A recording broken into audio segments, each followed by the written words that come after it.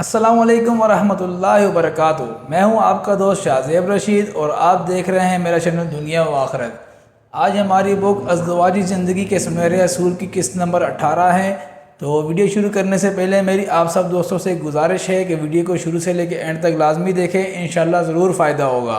तो बग़ैर वक्त ज़ाय किए चलते हैं अपनी वीडियो की तरफ। तो आज का हमारा पहला मज़मून है बीवी को बेइज्जत करना। चौथी गलती आम तौर पर ख़ावंद हज़रात ये कर लेते हैं कि अपनी बीवी की किसी गलती पर इसे लोगों के सामने रोक टोक करते हैं, लोगों के सामने इसका मजाक उड़ाते हैं, लोगों के सामने बेइज्जत कर देते हैं और डांट पिला देते हैं। अपने तौर पर तो वो बहुत अच्छे बन जाते हैं, दूसरे तासुल में मिल जाते हैं कि देखो घर में मेरा कितना कंट्रोल है। बहन के सामने बीवी को डांट पिला दी, माँ के सामने बीवी को डांट दिया। बहन और माँ की नज़र में बड़े अच्छे बन गए कि हाँ, हमारा बेटा तो घर में बहुत कंट्रोल रखता है। बहन कहती है कि मेरे भाई का तो घर में बहुत कंट्रोल है। यूँ वो अपनी माँ बहन की नज़र में बड़े अच्छे बन गए, मगर हकीकतन अपनी बीवी की नज़र में इन्होंने अपने वक़ार को सिफर बना दिया। इसलिए कि हर एक की अपनी इज़्ज़त व नफ्स होती है। जब किसी की इज़्ज़त नफ्स को मजरूह किया जाता है तो फिर इस इंसान का दिल टूट जाता है और ये चीज़ गुनाह में शामिल है।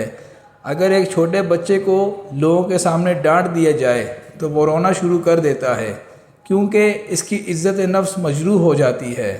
तो फिर औरत तो बिल आखिर बड़ी होती है, इसको तो इज़्ज़त नफ्स की ज़्यादा परवाह होती है।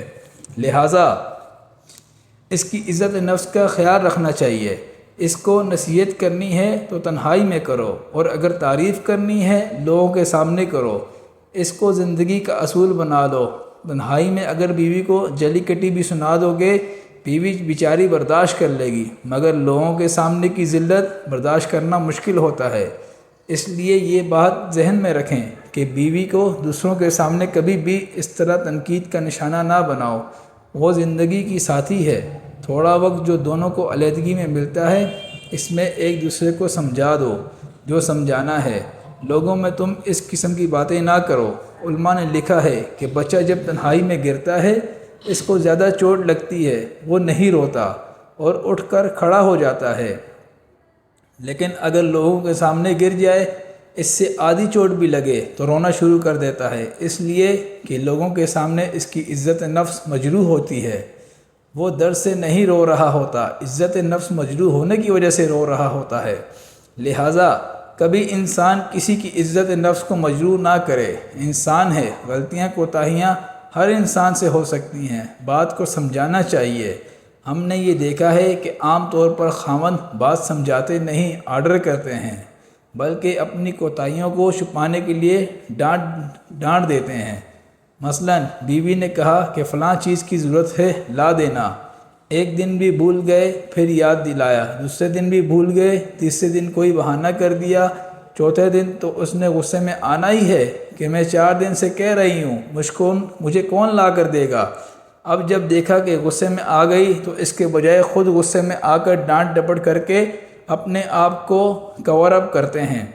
असल में अपनी खामियों पर पर्दा डाल रहे होते हैं। आप इससे इज़्ज़त दें, फिर देखें वो आपकी खादमा कैसे नहीं बनेगी। बीवी को वक्त ना देना।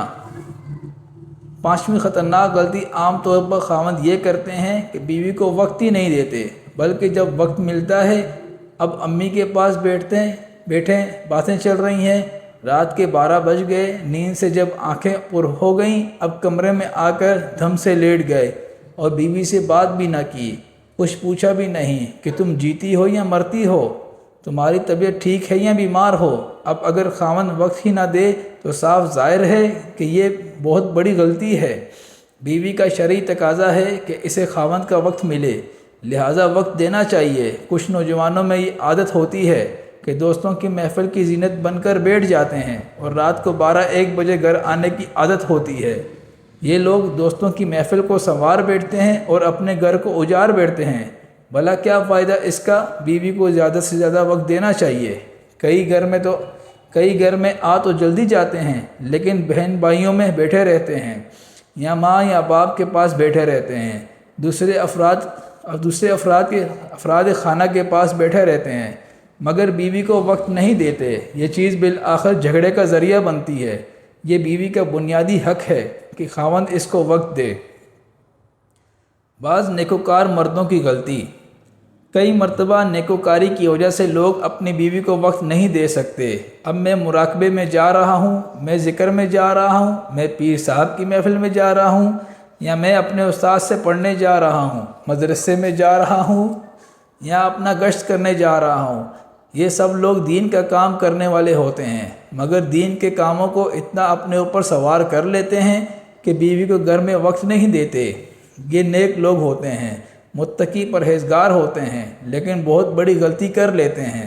جب یہ بیوی کو وقت نہیں دیتے تو اس کا کیا نتیجہ ہوتا ہے کہ گھر کی زندگی بے مزہ ہوتی ہے۔ ایک مرتبہ امیر المومنین حضرت عمر رضی اللہ تعالیٰ عنہ کے دور میں ایک عورت آئی۔ ابن کعب رضی اللہ تعالیٰ عنہ کی عدالت تھی۔ اس کے سامنے آ کر اس نے اپنے خاوند کی تعریفیں شروع کر دی۔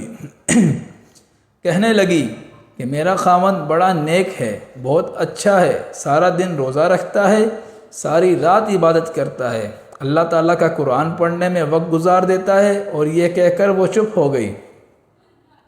حضرت عمر رضی اللہ تعالیٰ عنہ بڑے حیران ہوئے کہ یہ عورت اپنے خاوند کی بڑی تعریفیں کر رہی ہے۔ تھوڑی دیر بعد پھر پوچھا تو کیوں آئی ہو؟ اس نے پھر کہا میرا خاوند بڑا نیک ہے، سارا دن روزہ رکھتا ہے، ساری رات عبادت میں گزار دیتا ہے۔ یہ کہہ کر پھر چپ ہو گئی۔ حضرت عمر رضی اللہ تعالیٰ عنہ بات نہ سمجھ سکے، حیران تھے۔ تو ابن کعب رضی اللہ تعالیٰ عنہ نے کہا اے امیر المومنین، اس عورت نے بڑے پیارے لفظوں میں اپنے خاوند کی ایک کمزوری آپ کے سامنے پیش کر دی، اور یہ آپ کی خدمت میں حاضر ہوئی تاکہ آپ اس کے خاوند کو سمجھائیں۔ حضرت عمر رضی اللہ عنہ نے کہا کون سی کمزوری؟ اس کا خاوند تو بڑا نیک نظر آتا ہے۔ اس نے کہا کہ یہی تو وہ کہنا چاہتی ہے کہ سارا دن روزہ رکھتا ہے اور ساری رات عبادت کرتا ہے، لیکن بیوی کے پاس وقت گزارنے کے لیے اس کے پاس فرصت ہی نہیں۔ تب حضرت عمر رضی اللہ تعالیٰ عنہ سوچنے لگے کہ کتنے پیارے انداز سے بیوی نے اپنے خاوند کی شکایت کی۔ چنانچہ آپ رضی اللہ تعالیٰ عنہ نے اس کے خاوند کو بلایا۔ وہ ایک صحابی تھے، بڑے نیک تھے، اللہ تعالیٰ کی محبت ان کو دن میں روزے سے رکھتی ہے اور ساری رات مصلی پہ کھڑا رکھتی ہے، قرآن کی تلاوت کے مزے لیتے تھے۔ جب وہ آئے تو انہوں نے کہا جی ہاں، میں اللہ تعالیٰ کے قرآن میں اتنا مزہ پاتا ہوں، میری بیوی کی طرف اتنی توجہ نہیں جاتی۔ تو حضرت عمر رضی اللہ تعالیٰ عنہ نے ابن کعب رضی اللہ عنہ سے فرمایا کہ جب آپ نے مسئلے کو سمجھا، اب مسئلے کا حل بھی آپ سمجھا دیجئے۔ چنانچہ ابن کعب رضی اللہ تعالیٰ عنہ نے ان کو کہا کہ دیکھو، شریعت نے حکم دیا ہے، اس لیے تم اپنی بیوی کو وقت دو۔ تمہیں چاہیے کہ اگر تم 3 دن روزہ رکھنا بھی چاہتے ہو تو رکھو، مگر چوتھا دن افطار کرو اور وہ دن تم اپنی بیوی کے ساتھ گزارو۔ یہ سن کر وہ تو چلے گئے اور بیوی بھی خوش تھی کہ ہر 3 دن کے بعد خاوند سے وقت مل جائے گا۔